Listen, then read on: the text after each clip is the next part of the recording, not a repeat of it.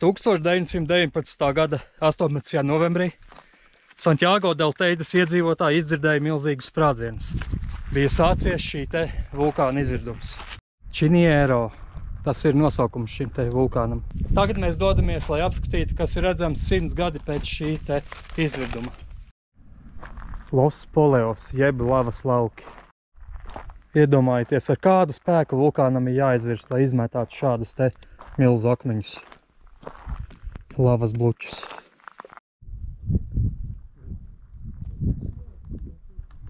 Aiziet, mēģināšu kāpt augšā lavas laukos un nonākt tuvāk tam vulkānam.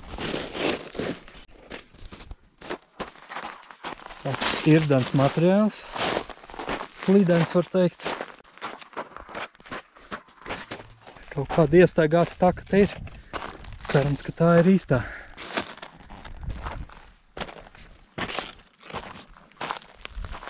Milzīgi lavas lauki, iedomājieties, ka šeit viss kustās un plūst. Lava plūda izvirduma laikā ar ātrumu apmēram 17 metri stundā un izvirdums notika 10 dienas. Tur tālumā jau redzams Teidas kalns, Teidas vulkāns. Pirmā dzīvība sāk spraukties cauri kaut kādas priedītes. Tomēr es laikam neesmu uz pareizās takas un šeit visi akmeņi diezgan tādi kustīgi liela daļa. Tā ka jau pazuda kaut kur tur. Šeit nav arī ne interneta, nekādi mobīlie sakari. Tāda dziļa vaga kaut kāda. Tiešām būs jādodas apakaļ, jāmeklē kaut kāds cits ceļš, jo visi akmeņi ir kustīgi un jūs nevarat iedomāties pat, cik viņi ir asi.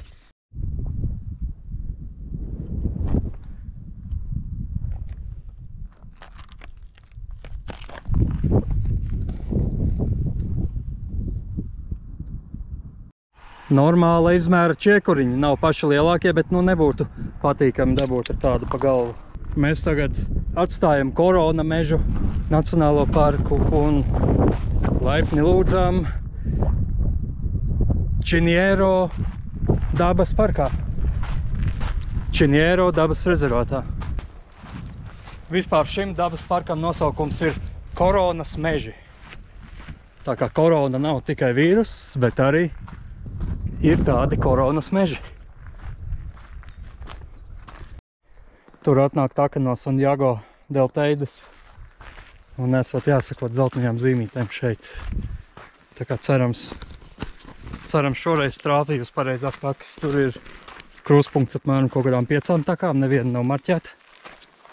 Redzēsim, uz kurien iet šī Kanāriju priedes. Melna miza pilnīgi tā kā apdegusi izskatās. Ir arī apdegusi. Tīrā ogla. Tas nozīmē, ka šeit ir bijuši ugunsgrēki. Līdz pat pašai augšai degusi. Un joprojām dzīve. Izskatās nepārāk daudz cilvēki iet šo taku. Pagaidām tikai 2 pārīši esmu saticis. Joprojām ir apkārt apdegušās priedes. Un varbūt izstās karsti.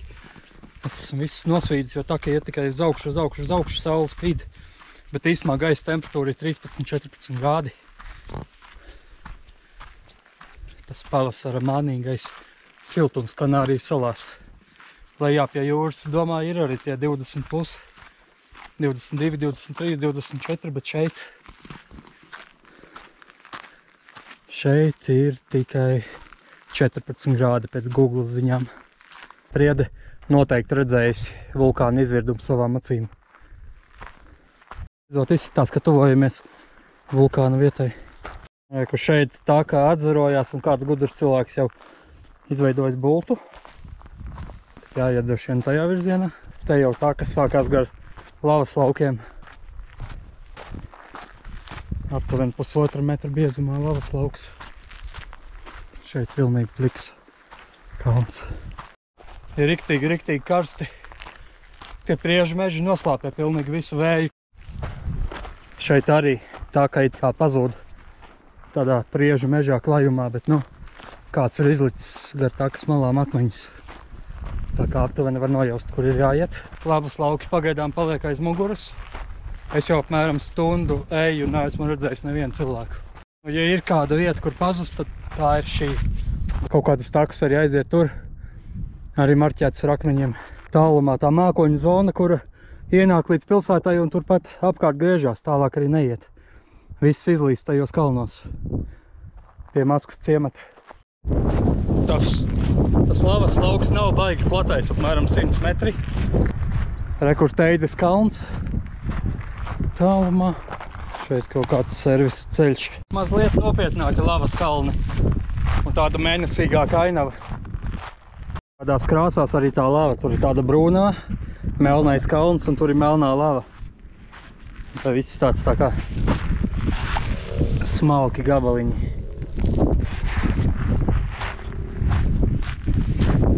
Kājas būs pilnīgi melnas pēc šitā gājiena. Te atkal var novērtēt atkal to lavas biezumu. Kā viens autobusa giķis sākumā teica, iznāca ārā uz lielā ceļa un visdrīzākais būs jāiet atpakaļ kādi 2 kilometri līdz tai pašai vietai, kur es sāku. Arenas Negras, kur informācijas centrā neko nezināja par ceļu, ka tur kaut kāds ceļš iet vai kaut kas tāds, ka tur var braukt, bet nu, kur ir tas ceļš. Te arī cerams beidzās mans melnā vulkāna piedzīvojums. Atstājam šo taku aiz muguras. Tā ka iziet ārā apmēram 2 km tajā virzienā pa ceļu. Lai tiktu apakaļ uz šo punktu, es stopēju, nostopēju vienu mašīnu, nonācu atpakaļ sākuma punktā. Saule jau norietēja, mākoņi turpina griezties ap Maskas ciematu. Teides virsotnē vēl var redzēt saulīt. Santiago del Teide. Normāli akmeņu nobrukumi. Uz Maskas ciemu iet 2 takas, viena iet gar ceļu, bet tur ir jāiet tieši pa ceļu, tā kā tā visbīstamākā. Un otra ir šāda te taka pāri kalniem, bet tā kā tur ir remonti, takas sākumu bija ļoti grūti atrast.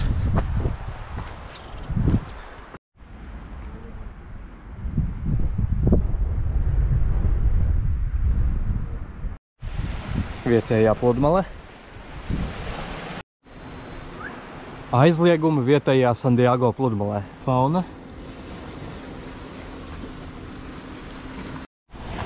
Šīs te ir Labajas, dabiskās peldēšanas zonas. Los Gigantes rīta agrumā. Informācija par vaļiem, kādi sastopami šeit Puerto Santiago rajonā. Skati no Tamino ciema.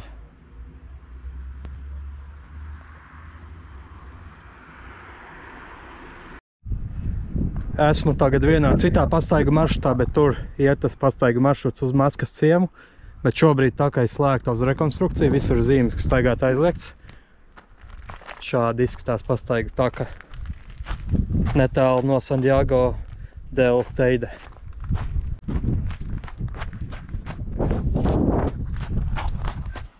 Tie ir laikapstākļi Kanāriju salās marta sākumā. Pie jūras ir silts, kaut kādi plus 22 grādi. Viss normāli. Uzbrauc augšā kalnos, šeit kaut kādi plus 16 varbūt vēja ātrums. Vakar teica 50 km/h. Apmēram tāds arī tagad ir brīžiem. Ziedoša mandele.